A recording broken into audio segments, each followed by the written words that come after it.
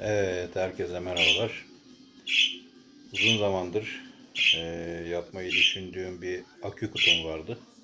İşte üzerine 3.0 hızlı şarj, ondan sonra çakmaklık, işte voltmetre, ondan sonra işte bazı düğmeler eklemeyi düşünüyordum. Şimdi bugün bütün malzemeleri toparladım, yani kargodan göstereyim. Şu su geçirmez kutu. Şuralarda lastikler var. O yüzden su geçirmiyor. Şöyle bir kutu. Bunun üzerine de şöyle yerleştireceğim komponentlerin yerlerini işaretledim. Şu malzemeleri takacağım. İşte şu USB şarj ünitesi. 2 tane USB var. Hızlı şarj. Bu on off. 3 tane de düğme daha takıyorum. İşte seyir lambası, navigasyon, bir de fener ya da iç aydınlatma, botun iç aydınlatması olacak. Şuradaki voltaj, akünün voltaj durumunu gösterecek sürekli. Şuradaki de çakmaklık. Yani bir ışık ya da çakmak bir şey bağlamak gerektiğinde burayı kullanacağız. Bunlar da işte fazladan aldıklarım, ama onları kullanamayacağız anladığım kadarıyla. Çünkü kutu beklediğimden küçükmüş. Çok fazla yer olmuyor içinde. Dolayısıyla şunlardan ben 3 tane koymayı düşünüyordum şöyle dikine. Ama sığmıyor. Dolayısıyla böyle 2 tane anca yan yana koyabileceğim. O da hiç yoktan iyidir. Yani 7 miliamperden 14 miliamper bir depolama elde etmiş olacağım. Artık bakalım, bunları yavaş yavaş delip kesip yerlerini yerleştireceğim. Sonrasında içerisine sigortaları olacak, şuraya yan tarafa koyacağım onları da. Oto sigortaları var küçücük. Bunları da sabitleyeceğim güzelce. Kablolamasını, işte soket bağlantılarını, tüm bağlantıları yaptıktan sonra da denemelerini yapacağız. Bir de bunlara ek olarak bir tane de şey almıştım ben. Akü şarj ünitesi. Çin'den getirdim onu da. Onu da bir sonraki seferde gösteririm. Bakalım. Yaptıktan sonra da nasıl bir şey olacak, neye benzeyecek hep beraber göreceğiz. İyi seyirler diyelim. Evet, Çin'den getirdiğim şarj aleti de bu. Oldukça kullanışlı ve güzel bir alete benziyor. Ben akümü şarj ettim. Hatta bunda akülerin ömrünü bitiren sülfatlaşma dediğimiz olayı da çözüyor bu makine. Şurada Pulse Recovery Repair dediği şeyi uyguluyor. Şöyle bakalım, bir takayım.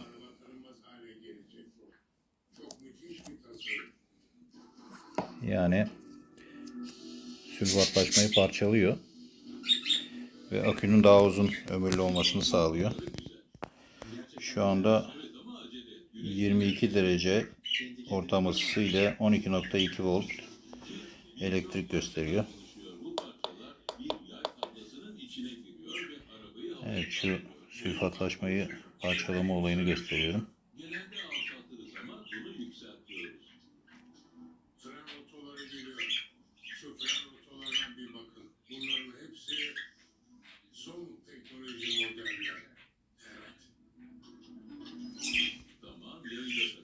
Evet. Bir tane daha akü alacağım. Bunun yanına koyacağım. 2 tane olacak. Şarj aletim bu. Yerlerini açıp da monte edeceğim komponentler de bunlar. Bakalım, güzel bir şey olacak. Bir tane de şey yapmayı düşünüyorum. Şu düğmelerinin bir tanesine bağlayacağım. Bir tane hortumun içerisine LED şerit ışıklar oluyor. Böyle tavanlardaki gizli ışıklarda olduğu gibi öyle bir hortum içerisine, botun içerisine aydınlatacak bir led şerit koyacağım. Onu da bu düğmelerden birine bağlayıp ihtiyaç olduğunda onu da botun içerisinde, özellikle gece avlarında ortalığı aydınlatması için bir aydınlatma yapacağım. Bakalım, inşallah planladığımız şekilde yürür her şey. Ona göre de istediğimizi yapabiliriz. Hadi bakalım, başlayalım.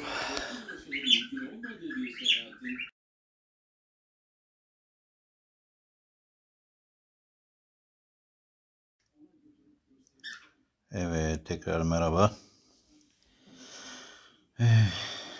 Rahat edemeyeceğimi bildiğim için bunu bu gece bitirdim. Saat gecenin 3.30 oldu.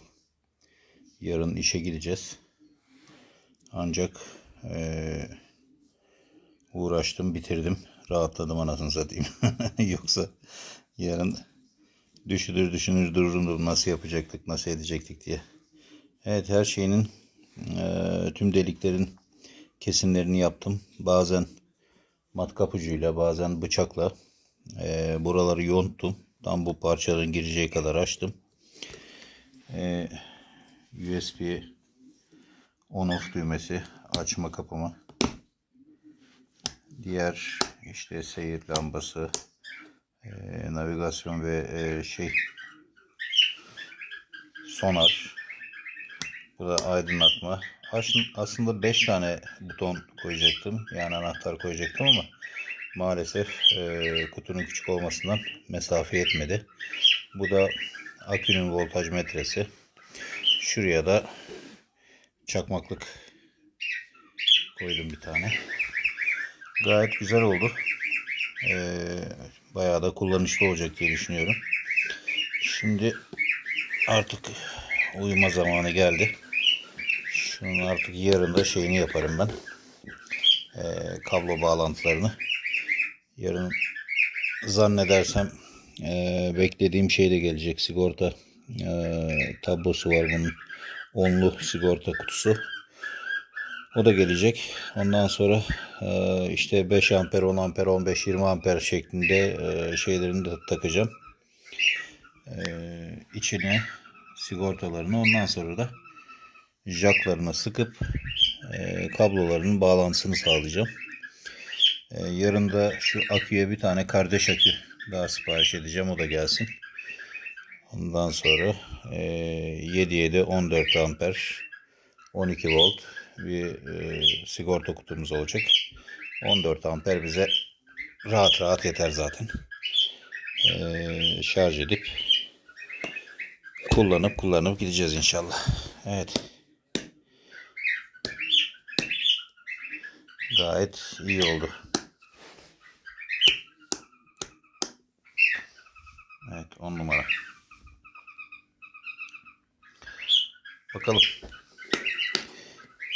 Çalıştırdıktan sonra da göreceğiz durumu. Şu an için bu şekilde diyelim. Kablolamayı yapınca da tekrardan bir video çekeceğim. Ondan sonra da kullanımını botta denemesini yaparız. Sonrasında da videoyu yükleyeceğim inşallah. Merak eden arkadaşlar var sürekli. Bu konuda bilgi soruyorlardı. Nasıl yapılıyor, nasıl ediliyor, ne yapılır diye.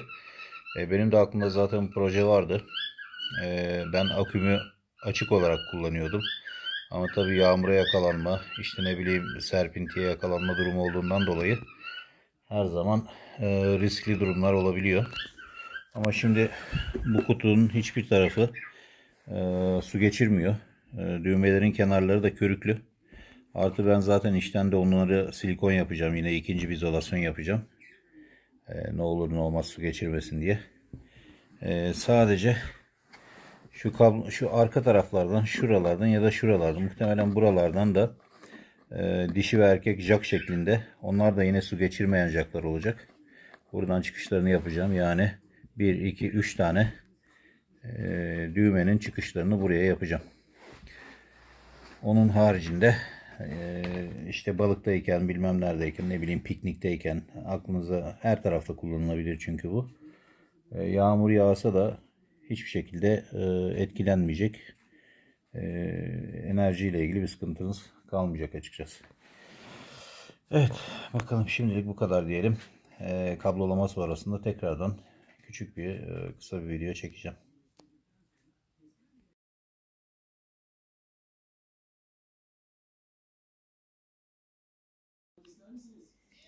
Evet, tekrar merhaba. Kablolama sonrasında son parça videoyu çekeyim. Ondan sonra birleştirmesini yapacağım. Bu akşam son parçalarım da geldi. Yani şu erkek ve dişi soketler. Onların da montajını yaptım. Şöyle gösterelim. Evet, şurada şöyle su geçirmez soketler var. Siyah olduğu için çok belli olmuyor ama bu soketlerin matkapla deliklerini açtım. Şöyle su geçirmez şeyleri de var, lastikleri de var bunların. Matkapla deliklerini açıp monte ettim. İç taraftan da lehimlerini yaptım. Hazırladım hepsini. Şu an hepsinde enerji var. Şöyle göstereyim. Şöyle açıyorum. Akümüz 12.7 volt gösteriyor şu an. Şarj ünitemiz aktif vaziyette. Şunu açtığımda ilk sokete enerji veriyor. İkinciyi açtığımda ikinciye, üçüncüyü açtığımda da üçüncüye enerji veriyor. Şu an hazır vaziyette. Test ettim, çalışıyor. Kullanıma hazır. Bunun iç kablolamanın nasıl yapıldığını da göstereceğim. Enerjiyi keseyim ilk önce. Daha önceki parça videolarımda da söylemiştim. Bunların düğmelerinin hepsi körüklü. Silikonlamayı henüz yapmadım ama bütün bağlantıları gerçekleştirdim. Silikonlamayı daha sonra yapacağım. Şöyle iki tane akü koydum içerisine. Aküleri paralel bağladım. Daha sonra da şu kabloları da olması gerektiği gibi lehimledim. Aslında burada soket kullanacaktım. Yalnız şu soketler kapağı kapattığımda aküye değdiğinden dolayı kapanmadı kapak. Dolayısıyla böyle ince işçilik yapmak zorunda kaldım. Ama çok fazla da bir şey fark etmedi. Evet, şu anlatmıştım daha öncesinde de araba sigortalarından bir sigorta kutusu yapacağım diye. Çünkü bu aslında olması gereken bir şey. Bunu yapmadığınız zaman en ufak bir kısa devrede akünüzü kullanamaz hale geleceksiniz. Bu sayede şey imkanınız var. Göstereyim. Şimdi bu soketle ilgili bir kısa devre olursa sadece o devre dışı kalır. Sigortası atar içeride. Bu ve diğer ünitelerle ilgili en ufak biriyle ilgili bir kısa devre bir şey olursa dediğim gibi sadece sigortası atar. Diğer akünün tüm parçalarını kullanmaya devam edebilecek durumda olacaksınız. Artı bir de ek bir güvenlik bu zaten. Aksi halde bir kısa devre halinde biliyorsunuz bütün tesisat yanabilir. Yani aküler çok böyle yabana atılacak şeyler değil. Doğru akım aslında alternatif akıma göre daha tehlikeli bir voltaj şekli. Daha kalın kablolar kullanılır. Akım daha şiddetli olduğundan dolayı. O yüzden de çok fazla tehlikeye atmamak lazım. Genelde dediğim gibi lehim kullandım. Az önce bahsettiğim sebepten dolayı. Ama gayet güzel oldu. Sigortalar olsun. Tüm tesisat olsun. Şarj aletim de bu. Daha önceden göstermiştim zaten. Muhtemelen şarj ederken de bu şekilde açıp şu uçlara bağlayacağım. Yani gerekirse şu iki uca veya bu iki uca ama muhtemelen şuraya bağlayacağım. Açık çünkü uçları. Böyle kıskaçlarıyla takacağım, oradan şarj edeceğim. Dışarıya da aslında bağlantı için şey düşünebilirdim. Yani özellikle şuraya ve şuraya kutup başları yapabilirdim. Aslında çok da düşündüm yapsam mı yapmasam mı diye, ancak çok uygun gelmedi bana, çünkü izolasyonu çok sağlıklı olmuyor. Yani illaki dışarıda kısa devre yapma ihtimali var. Çok da güzel durmayacağını düşündüğüm için yapmadım. Belki ileride olur da kafama yatarsa, böyle güzel izolasyonlu bir malzeme bulursam şu arka taraflara, iki arka uca kutup başlarını koyarım. Ondan sonra bununla birlikte böyle buraya hiç kutuyu açmadan takar şarj ederim akülerimi. Ancak şu anda gayet güzel oldu. Çok da kullanışlı. Böyle yaklaşık 2 kilogramlık bir kutu. Yani büyüklüğünü düşünecek olursanız benim böyle bir avucum yaklaşık bir 25-26 santimetre, yani 28-30 santimetre bir uzunlukta, 20 santimetre kadar da genişlikte bir kutu. Ancak 2 tane akü sığdırabiliyorum. Çok güzel, portatif, işe yarayacak bir malzeme. Tavsiye ederim. Çok güzel oldu. Hiçbir tarafı su geçirmez. Bir şeyde özellikle. Yani herhangi bir yağmurda veyahut da herhangi bir serpintide botla giderken kullanılabilir. Bu sadece tabi botta da kullanılmayabilir. Yani pikniğe gittiğinizde bir tane led şerit alıp da onu da kullanabilirsiniz aydınlık olması için piknik esnasında. Yani lamba yapmak adına masada veya başka yerde, ne bileyim, bunu atıyorum modeminizde elektrik kesildiğinde modeminizi de besleyebilirsiniz 12 voltla. Ben bir sürü şey düşündüm ama henüz almaya karar vermedim. Mesela şu çakmaklıklarda şey takabiliyorsunuz. Arkadaki soketleri de takabilirsiniz. Çakmaklığa da takabilirsiniz. Böyle tabanca şeklinde fenerler var. Uzun mesafe. 200-300 metre ışık yapacak fenerler var. Botun içerisinde kullanabileceğiniz hortum ledler var. Neon lambalar şeklinde. Videonun editinde, yani düzenleme yaparken ilgili fotoğrafları da koyacağım. Yani çok amaçlı bir kutu oluyor, enerji kutusu. Ben botumda veyahut işte ne bileyim gece pikniğe falan gittiğimizde bazen odun yakıyoruz, güzel oluyor. Masada yemek yerken ederken elektriğe ihtiyaç oluyor. Uzun zaman bir yerlere gittiğinizde de telefon şarjları da bitebiliyor. Çünkü sağda solda fotoğraf falan çekiyoruz. Özellikle avda bu akü kutusu inanılmaz yardımcı olacak bana. Niye diyeceksiniz? Ben özellikle kıyıdan avlarda giderken ederken 20 miliamperlik bir power bank taşıyordum yanımda.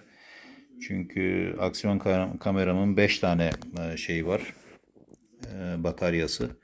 Tabi böyle sabahtan akşama kadar avlandığınızda bataryanın tanesi yaklaşık 1,5 saat gidiyor. Yani 5,5-6 saat gibi bir kullanım ömrü var.